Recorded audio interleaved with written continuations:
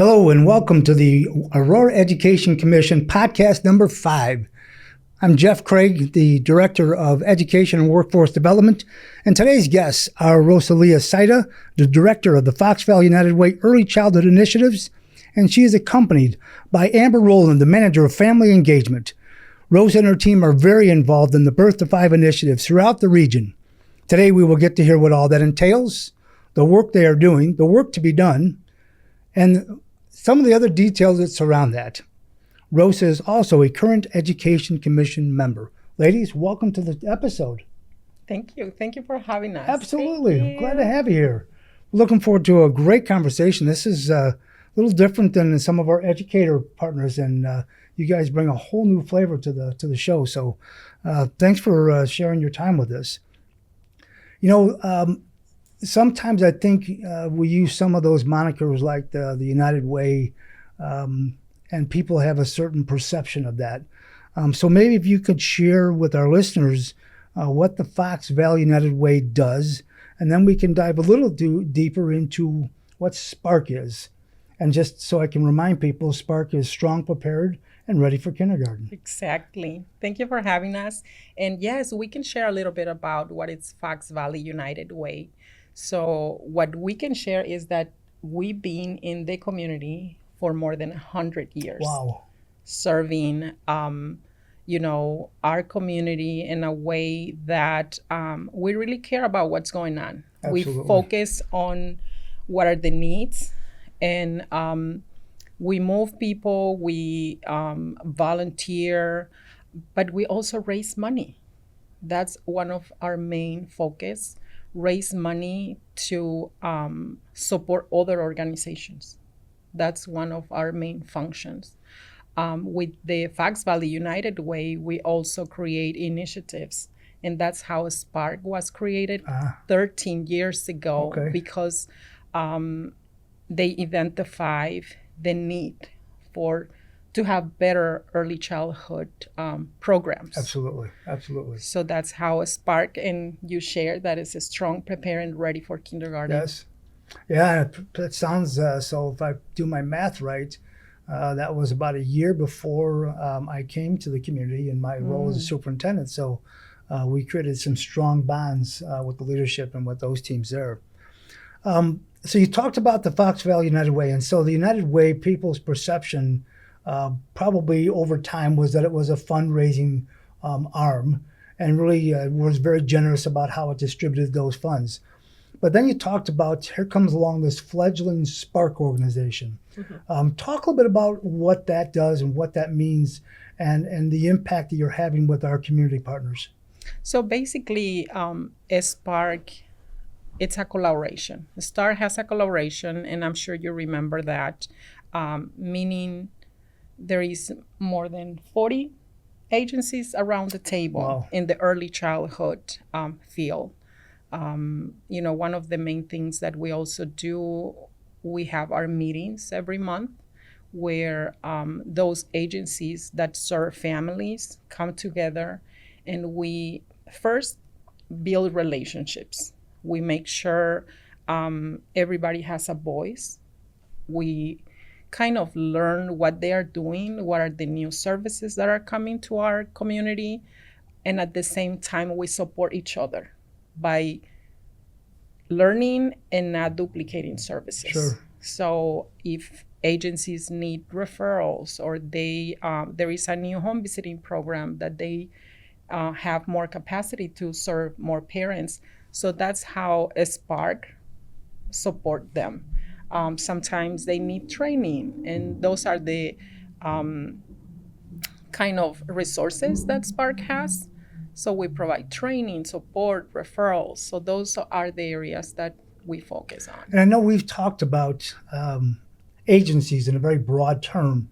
And sometimes those agencies are our K-12 public schools, mm-hmm. Some of our private offerings. But then you have some of those home care, those smaller shops, yeah. That have 2 or 3 kids rather than 200 or 300 kids. Mm-hmm. Some of those have, more incorporated names. Some are just very concerned parents, yes. and they try to follow some of those protocols. So those agencies are the very smallest in our community to the very largest that we have to offer. Is that correct? Yes, it is. It is. So, like, just to mention, we really try to bring all the agencies together that focus on serving families with young children and making sure that what we are bringing to the table is going to support our families at the end of the day. And being ready for kindergarten, it's like a huge concept. What that means, Oh, like yeah. being ready.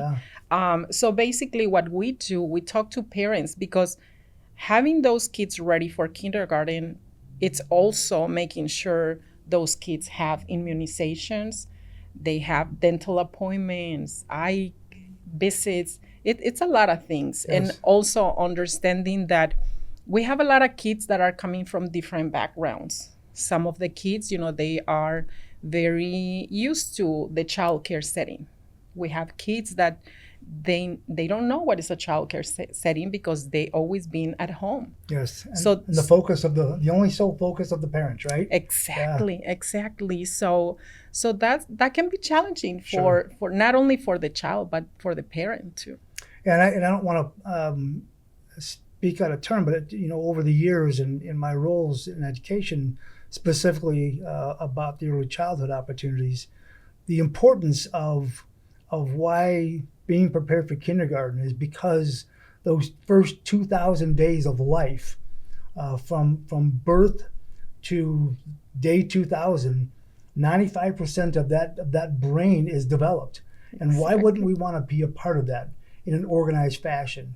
And the reason that Spark came into being back in the day, and I'll point myself as the old guy in residence, we used to depend on parents to do these things. And parents, because we didn't have two working parents, and their lives were not consumed by all the stuff that swirls around us. And so now Spark has come in to help provide resources, some guidance, some support, some suggestions, Yes. Whether it's reading materials to read to their kids, whether it's here's where you can go if you want eye care, or if your child has dental issues, or if they need whatever. Yeah. You guys can provide some of that guidance and help point the right direction. And so you play a very key role in those first 2,000 days of life as our kids from birth get ready for that first day of kindergarten. We do. And I just want to say that a Spark means a collective impact because even we are a Spark, we don't do the work by ourselves. Yes. It's impossible. And I'm sure we need parents, we need agencies, we need funders, we need everybody. You bet. Yes. And it's great work that you're doing. We appreciate it. Thank you. So I'm going to pick on both of you independently here. You get to brag about yourselves a little bit. So Rosa, if I can ask you to talk about what kind of roles did you have? What was your professional career that led you to your current role with Fox Valley United Way? My professional career. Yes. I can start saying that I've been working in the Aurora community for more than 25 years. Wow. Always in the not-for-profit sector because one, I want to be close home. Yes. Raising kids, raising a family, we need to find that balance. So I started more than 25 years ago in a beautiful program with beautiful people at Visiting Nurses Association. Oh yeah, VNA. Yes. I started as a home visitor in a prevent child abuse program. I remember that I used to work with first-time parents between 13 and 19 years old. Wow. So I used to work very close with the school districts, with social workers, because once they had identified a mom that needs support, that was me going. That was me trying to connect and provide those free home visiting services. Crucial work. And basically was like a prevent child abuse program because we were supporting teen parents raise their kids. Then I went, I fall in love of working with families with young children. So all my professional development, my education, and my experience, it's been around families with young children. Like I mentioned, I work for wonderful not-for-profits like Visiting Nurses Association, Mutual Ground, always in the area Yes. of Aurora. I kind of supervise and manage home visiting programs with models like healthy families, parents as teachers. Again, always around families with young children. I have a master's degree in social work from Aurora University. Yes. And Keeping it local. yes, Yes. yes, amazing.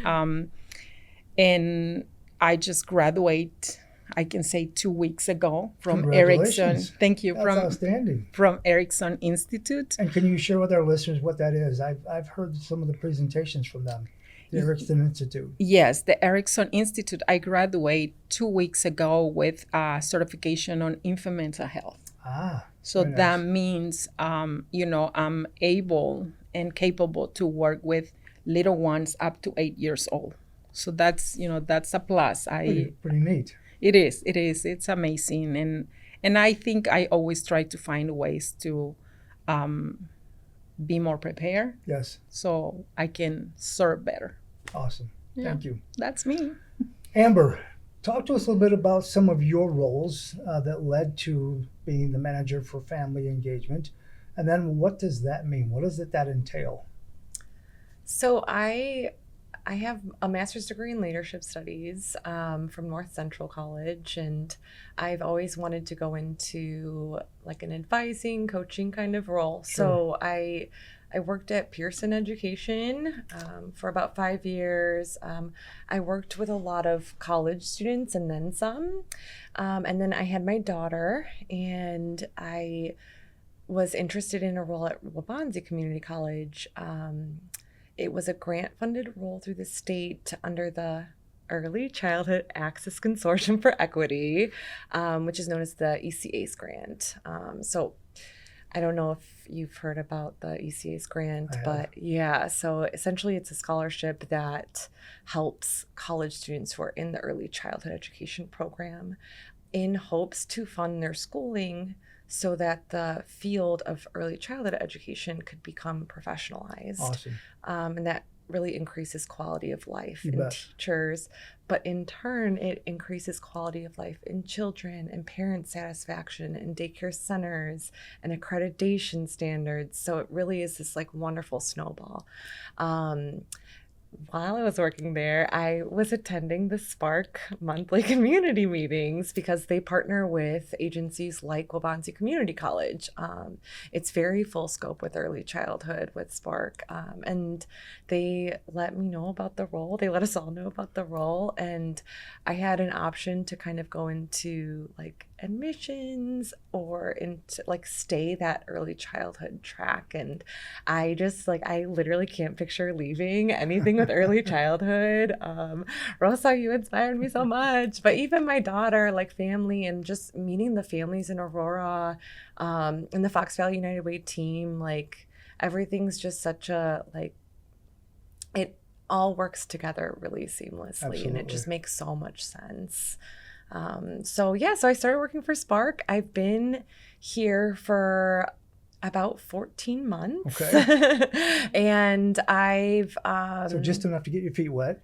yeah, and I just slowly but surely have been picking up on like Rosa's perspective and her vision of what Aurora, like a thriving Aurora where every child has that love of learning, can be and looks like, and how to get there and how to reach those underserved families. That's and awesome. it's just been, chipping away very grassroots, but also very like, I don't know, I feel like we see it from all angles, right? Overhead, but we also meet people where they're at, which is rare.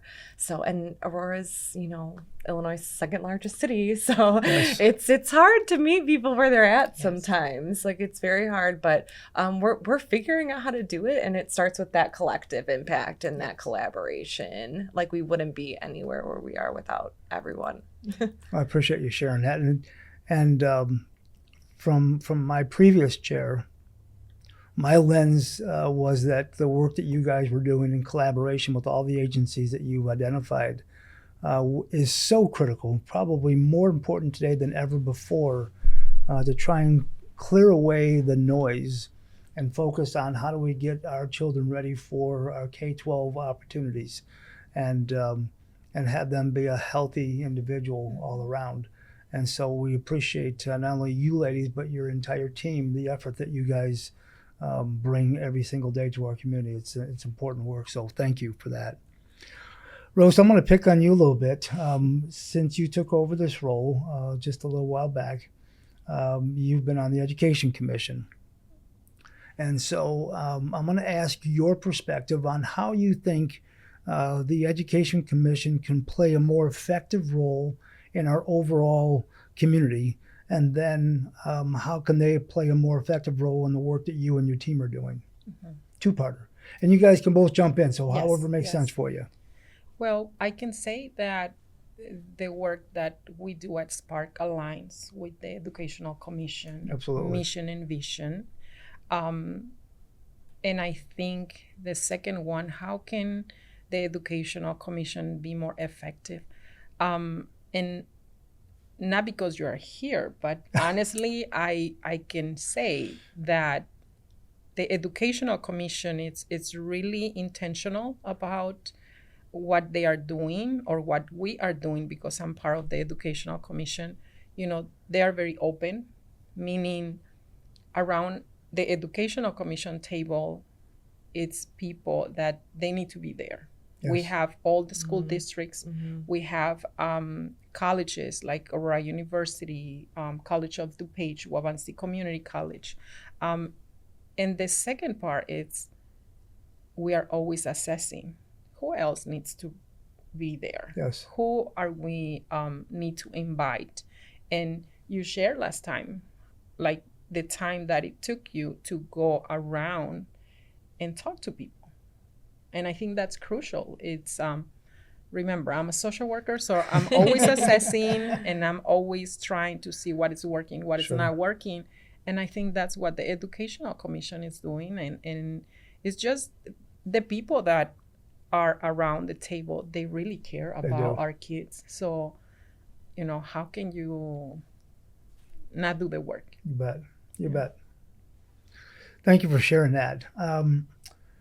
So I had the great opportunity to meet with you and your team. Geez, it feels like a million years ago, but I think it was just a few months ago. I had a great conversation, got to sit down. What are some of the top initiatives that Spark is engaging in right now? That was one of my questions back then, and that was for my purposes, but now I want to be able to expand that and really have our listeners hear what your thoughts are and what you guys are doing. I think we can take half and half, so I can start with some and great. Awesome. because we you know, like I mentioned, and everything it's based on definition. Spark was created as a collaboration. When I came on board, you know, I'm like, but we are doing direct services. It's just that we are not identifying as a direct services. So through the Spark, we identified what were those initiatives. Sure. So I can tell you, like the monthly meeting with the whole early childhood field, like more than 40 agencies coming together and keeping connected. We keep the communication going because, you know, sometimes we have more, sometimes we have less, but we are all communicating in a monthly basis. What is working, what is not working. So I think that can be, you know, one of the main one, I can say, because it's how we really share the work.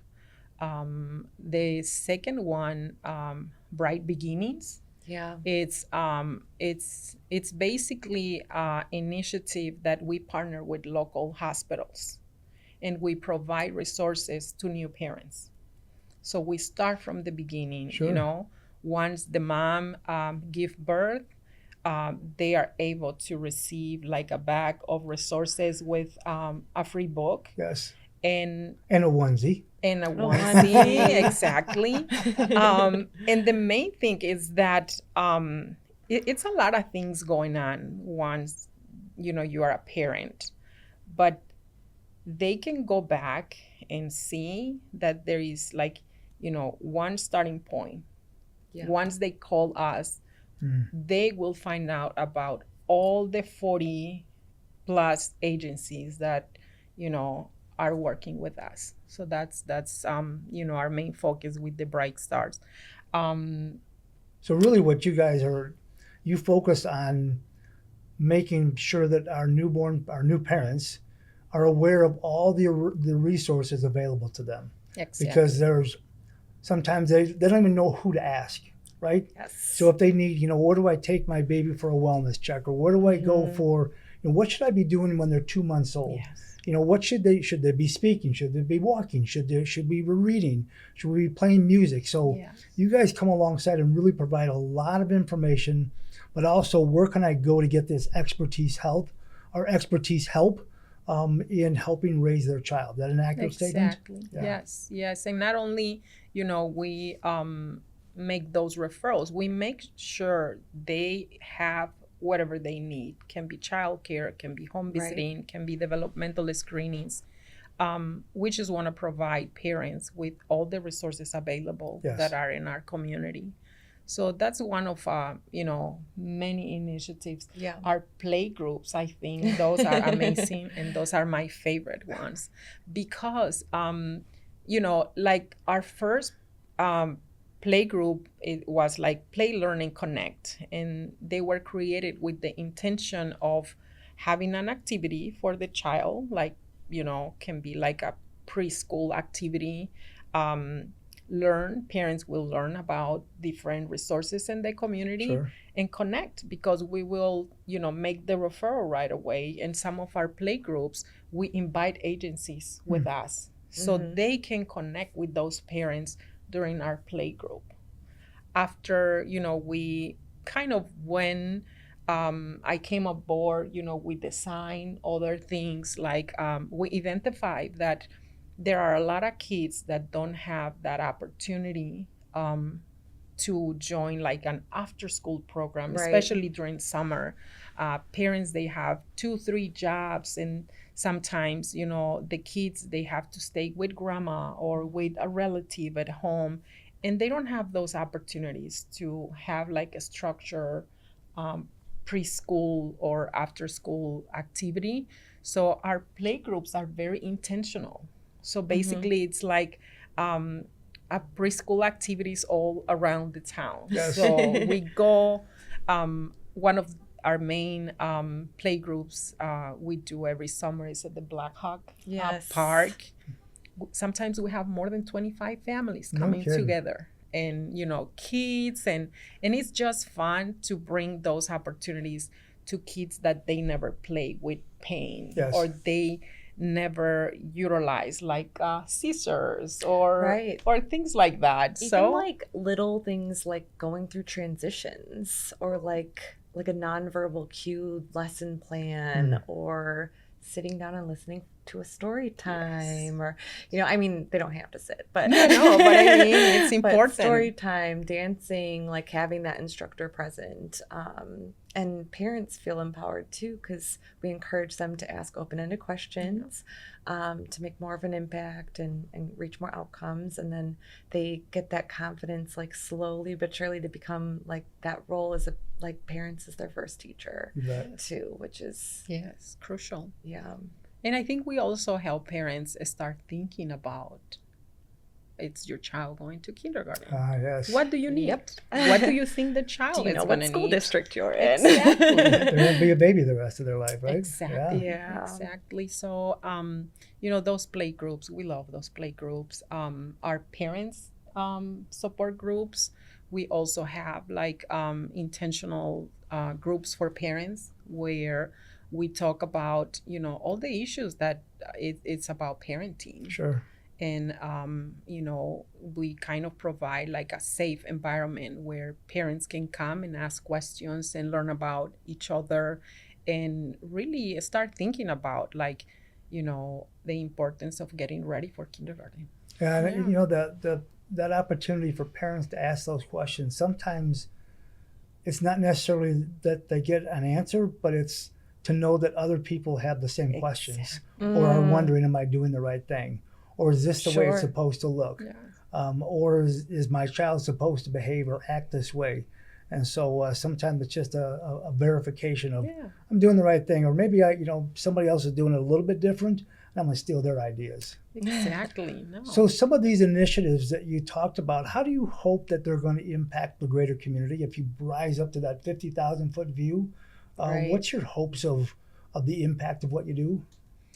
I think our main focus is to support families so they can support their kids, because we we work with parents, and even we said, yes, our target population, it's families with kids. We hope that they will have the tools to really raise like strong kids, strong learners, and basically, that's our main focus. Sure. Yeah. I feel like the real reason for play groups and even outreach and parents group though too is to find those underserved families so that we can take them through gateways to early childhood, go through the interview education coaching process, and then refer them out. So a lot of what we're doing is just going to every corner that's possible in Aurora, one by one with families, and making sure that they have that awareness that these things exist for their Yes. child and the impact that it can make on their 95% brain growth before they're Yes. 5. Yeah, and I think you guys have touched on this a few times, and just to reiterate, we have all these resources and we have these specific protocols that we want to, we're going to meet with a newborn parent. We're going to help hold their hand a little bit as they come into these parent groups and give them some of those nudges. But the bottom line is it's a people business.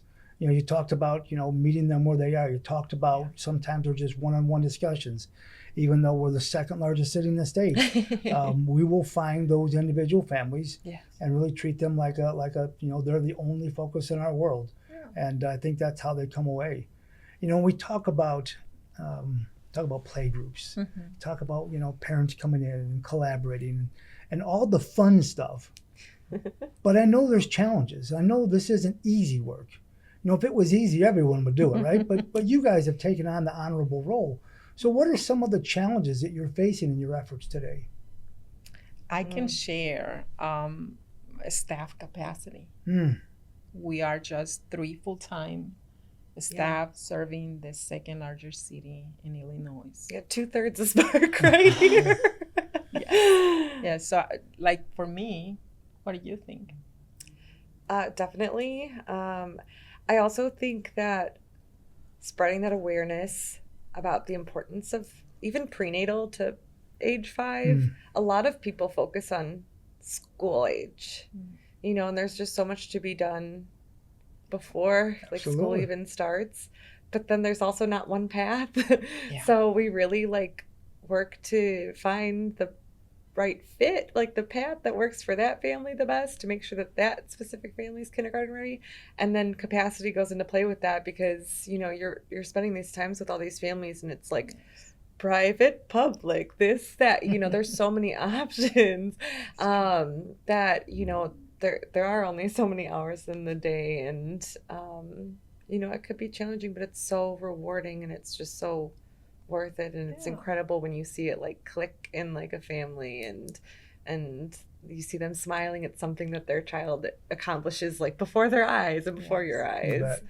You bet.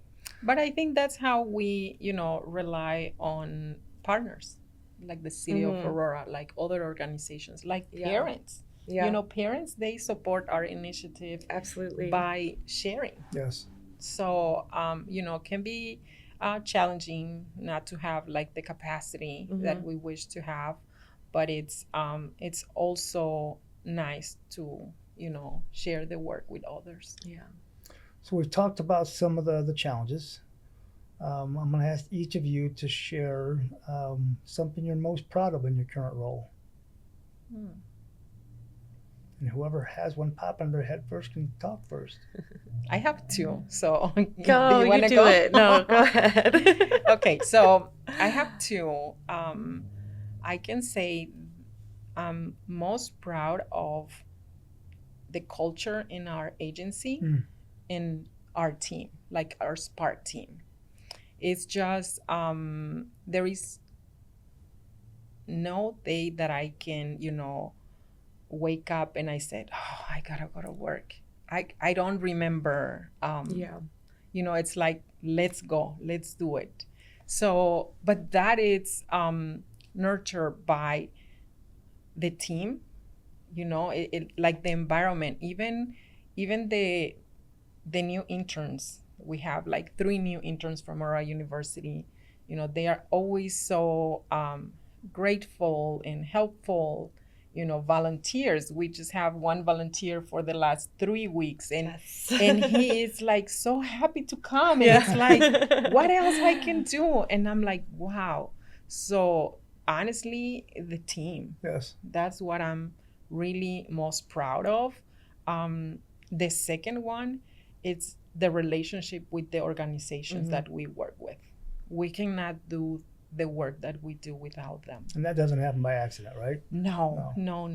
And just to mention some of them, because, we have so many relationships with them, but, just our play groups with the War Relief, Right? the public libraries, Housing Authority. Housing Authority, King County Health Department, you name it. So many strong organizations that they believe in serving families with young children. So I think those are the main 2 for me. I don't know. How about you? I have to follow this. He said 1, right? I said 2. You can take, that's right. You're an overachiever. I think so. For leadership, Rosa's vision of, she really believes that every child in Aurora can have access to high quality early childhood education and resources. And I think every time that we get a little closer to that, and like her vision's coming to fruition, it just makes me so happy. I know there's like a long way to go, but every day I feel like we get a little bit closer, even just being here, like, and spreading that awareness.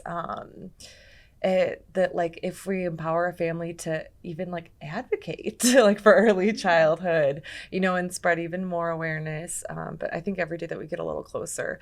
I also, I've only been in this role for 14 months, and I feel like right away when I came on, like, these agencies and school districts were so welcoming to me, and they really wanted to get to know me and like what my goals were, and they like gave me updates, and they're so transparent in their needs and like what support that they need too, and how they could support us as well in Aurora. And it's just been really nice, and the relationships and the bonds are just so great because everyone cares about the kids. Everyone truly cares about the kids, and that just makes my heart sing. That's awesome.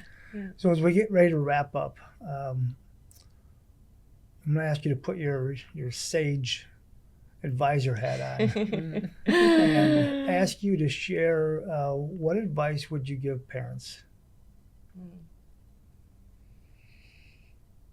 I don't know if I will call it advice, but I think I will call it like a reminder about they are the first and the most important first teachers of those kids. So they don't need to wait to until they get to school so the kid can start learning. Like you mentioned, 95% of brain development happen within the first 5 years. So everything that they need to learn, it's at home. So just remember that they are the most important first teachers of the children's life. It's a great reminder. Great reminder. Well, Rosalia Saida, Amber Rowland from the Fox Valley United Way Spark Group, Thank you so much for taking the time to share your thoughts and perspectives today. This has really been exciting to hear. Thank you. That was a Absolutely. pleasure to be here.